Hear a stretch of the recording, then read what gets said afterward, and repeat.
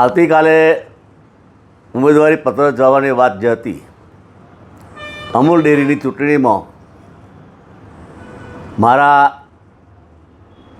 આણંદ અને ઉમરેઠ વિભાગના મતદાર ભાઈઓ તેમજ અન્ય કાર્યકર ભાઈઓએ મને જીતાડવા માટેની બાંહેધરી આપી હતી અને હું ઘણા વખતથી મારા સમાજનો અને અન્ય સમાજના કામ કરું છું અને મારે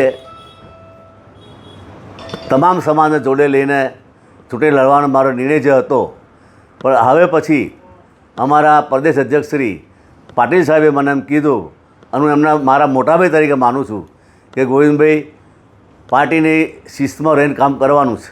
એટલે મેં નિર્ણય લીધો છે કે મારે અમૂલ ડેરીની ચૂંટણી લડવી નથી. સાથે સાથે અમારે ચૂંટણી ઇન્ચાર્જ અજયભાઈ બ્રહ્મભટ્ટ પણ મારી સાથે બેઠા છે અને એ મારા દીકરા સામાન છે, એટલે આ ચૂંટણી હું લડવાનો નથી. ભાજપની પહેલાંને ચેતવવાનું કામ કરીશ. ગોવિંદ કાકાને ગત દિવસ સુધી એવી માહિતી નથી કે એમએલએ એમપીને જિલ્લા પ્રમુખે લડવાનું નથી. ક્યાંક ને ક્યાંક અમે એમની સુધી એ વાત પહોંચાડવામાં અસફળ રહ્યા હતા. એટલે એમના મનમાં એવું હતું કે ધારાસભ્ય ફોર્મ ભરી શકે છે.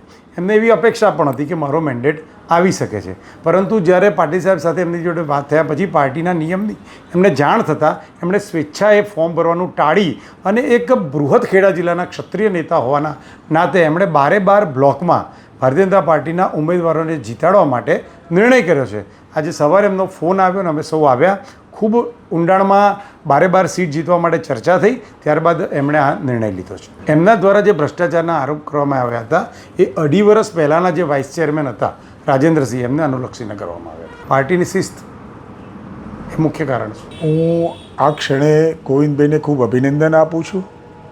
ભારતીય જનતા પાર્ટીની જે વિચારધારા છે અને ભારતીય જનતા પાર્ટીનો જ્યારે એક નિર્ણય થતો હોય તો એમાં ભારતીય જનતા પાર્ટીના દરેક સૈનિકો પ્રદેશ પ્રમુખની આગેવાની હેઠળ એ નિર્ણયને સ્વીકારી લે છે. એટલે આજે સાબિત થયું છે કે જે 25 વર્ષથી ભારતીય જનતા પાર્ટીને ગોવિંદભાઈ આણંદ જિલ્લામાં ચલાવી રહ્યા છે તેને આજે એમણે વેગ આપ્યો છે.